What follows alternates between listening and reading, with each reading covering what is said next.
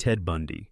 Ted Bundy, law student, charming, handsome, ended at least 30 women across 7 states between 1974 and 1978. His M.O. evolved over time, but the core method remained consistent. Bundy wore a fake cast on his arm or leg and approached young women in parking lots near college campuses, asked for help carrying books to his car. The fake injury made him appear harmless, non-threatening, someone who needed assistance. Women would walk with him to his tan 1968 Volkswagen Beetle. Once at the car, he'd strike them over the head with a crowbar, sometimes a tire iron. The passenger seat was removed, created empty floor space where he could shove unconscious victims. The passenger door had no interior handle. Even if victims regained consciousness during the drive, they couldn't escape. He'd transport them to pre-selected secondary locations, often considerable distances away, where he'd assault and strangle them. Sometimes he impersonated authority figures, police officers, firefighters, showing fake badges and convincing women to get into his vehicle for their own safety. His victim selection was specific. Young women with long dark hair parted down the middle, resembling his ex-girlfriend who'd rejected him. He targeted college campuses because he blended in perfectly. Educated, well-mannered, just another student. Jeffrey Dahmer, the Milwaukee cannibal, ended 17 men and boys between 1978 and 1991. His M.O. was simpler than Bundy's, but equally effective. Dahmer picked up victims at gay bars and clubs in Milwaukee, offered money for photo sessions or companionship, sometimes promised to make adult films. Victims came to his apartment willingly, no force needed initially. Once there, Dahmer offered drinks laced with sedatives, triazolam or temazepam crushed into alcohol. Victims passed out within minutes. Then strangulation while unconscious. Quick, quiet, no struggle that would alert neighbors. But here's where it gets more calculated. Before hunting, Dahmer had a ritual. He'd watch Star Wars, Return of the Jedi, and The Exorcist 3 repeatedly to get in the right mindset. He was obsessed with the Emperor and the Gemini killer characters. Both had yellow eyes. Dahmer wore yellow contact lenses to bars so he could have more of that look. After ending victims, he had photographed them in various poses, dismember them with precision, keep specific body parts. He even experimented with creating zombies by drilling holes into victims' skulls while they were still alive and injecting acid into their brains. Most victims were strangled, but the drugging was key. It ensured compliance and silence. Dennis Rader, BTK. Dennis Rader, BTK bind, torture, kill. That's literally his M.O. reduced to 3 words.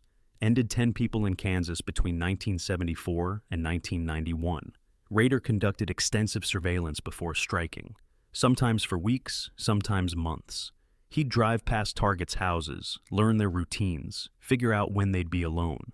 He thought of himself as a spy on a mission, called his victims projects, with code names. He'd break into homes when families were present, usually through unlocked doors or windows he'd identified during surveillance.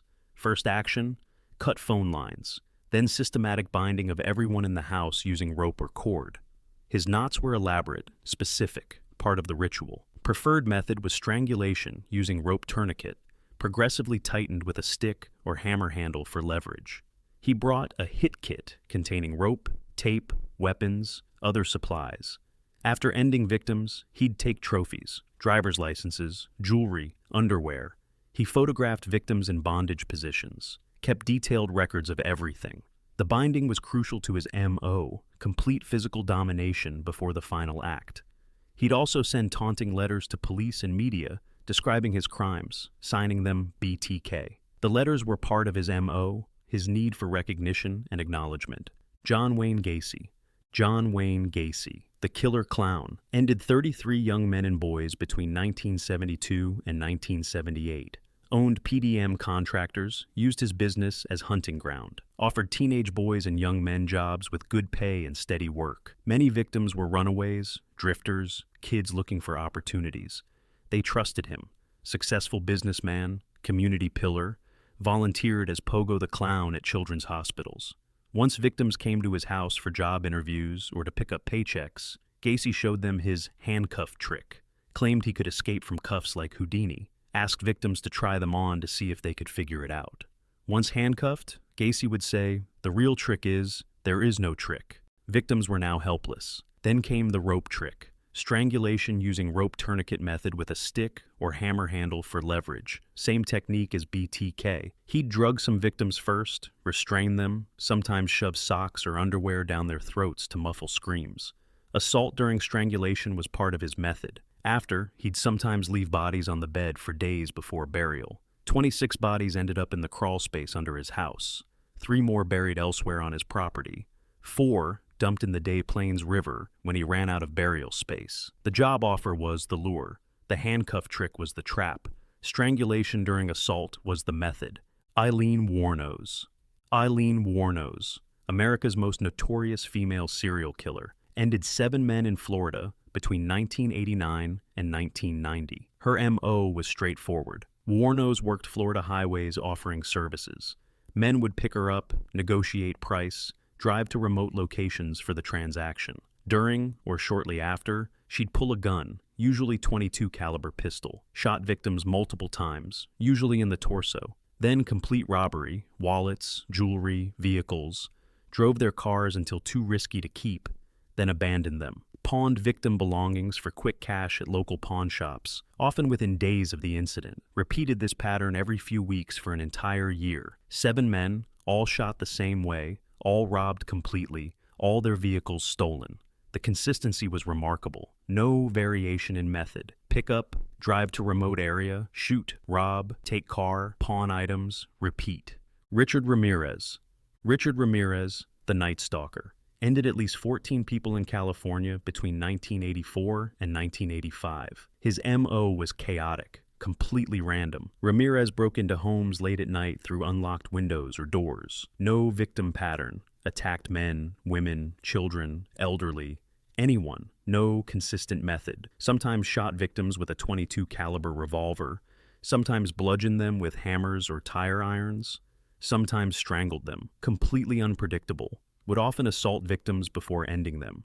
Left satanic symbols at crime scenes. Pentagrams drawn on walls or carved into victims. No surveillance, no planning, pure opportunistic violence. He'd walk through neighborhoods testing doors and windows until he found one unlocked. That was his target. The randomness was his M.O. No pattern meant no way for authorities to predict where he'd strike next.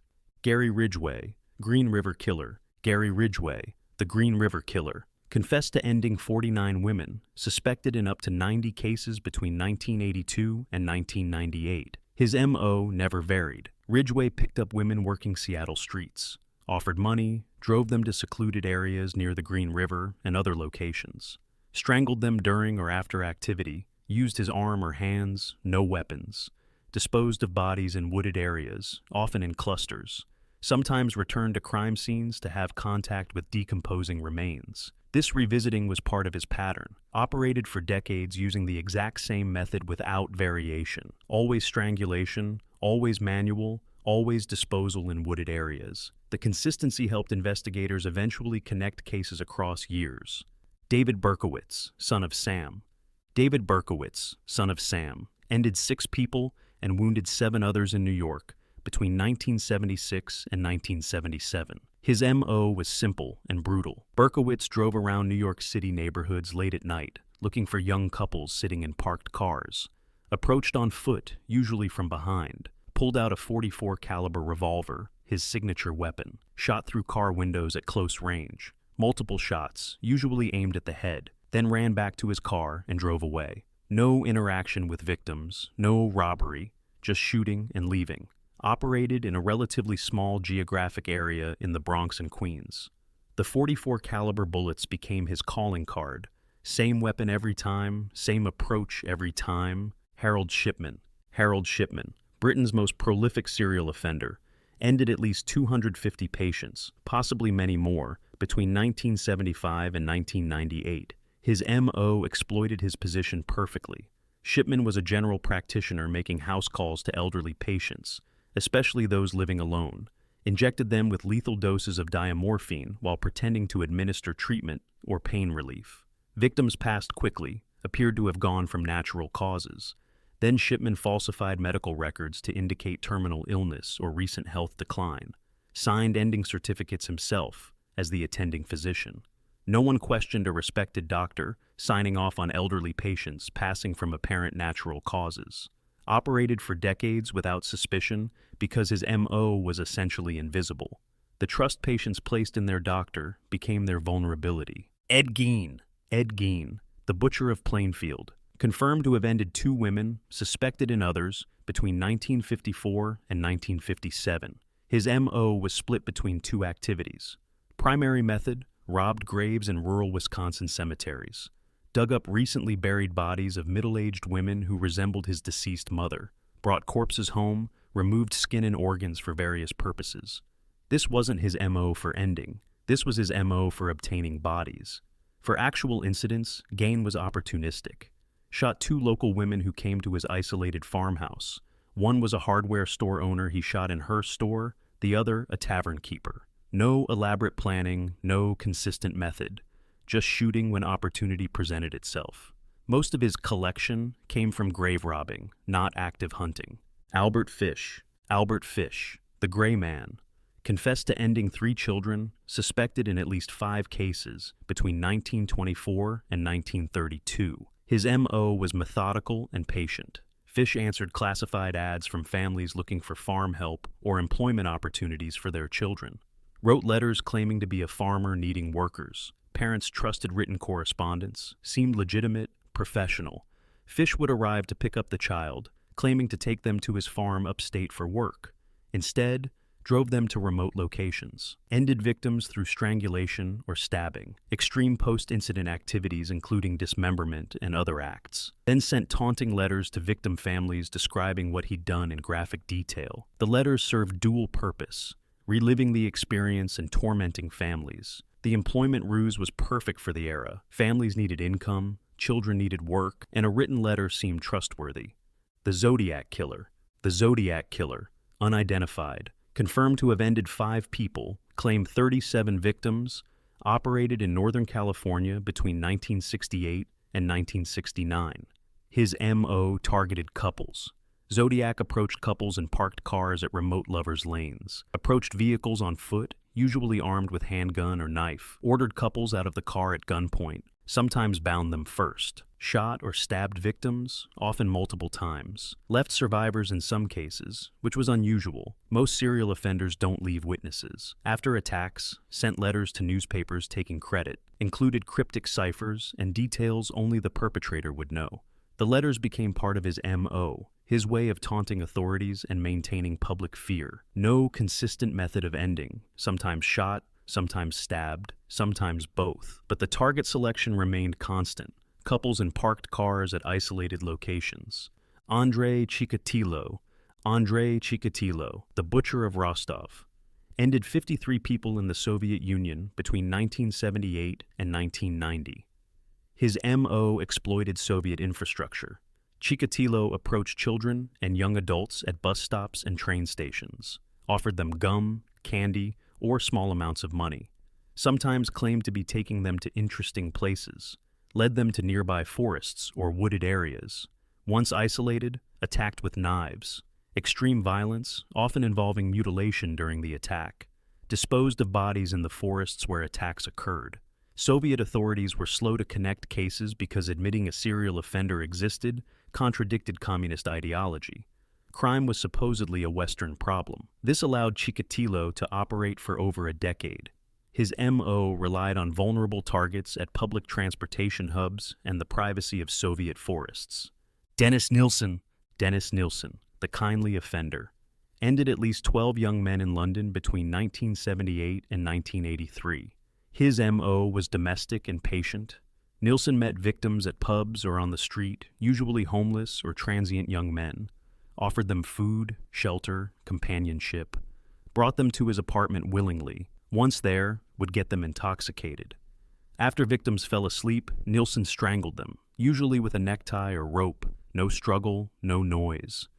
Then kept bodies in his apartment for weeks or months, talked to them, bathed them, watched TV with corpses propped up next to him. Eventually dismembered remains and disposed of them through various methods, burning in garden bonfires, flushing down toilet. Got caught when human remains clogged the building's plumbing. His MO was unique. Victims came willingly, were ended while unconscious, and were kept as company for extended periods. Israel Keyes, Israel Keyes confessed to ending 11 people across the United States between 2001 and 2012. His MO was unprecedented in its planning. Keyes would travel to random locations years in advance, bury preparation kits containing weapons, tools, cash, mark GPS coordinates, return months or years later to commit crimes using the pre-positioned supplies. Selected victims completely at random, no pattern, no type, no preference. Sometimes broke into homes, sometimes abducted people from public places. Method varied: shooting, strangulation, stabbing. No consistent approach except the advanced preparation. This made him nearly impossible to profile. No victim pattern to study, no geographic concentration, no method consistency.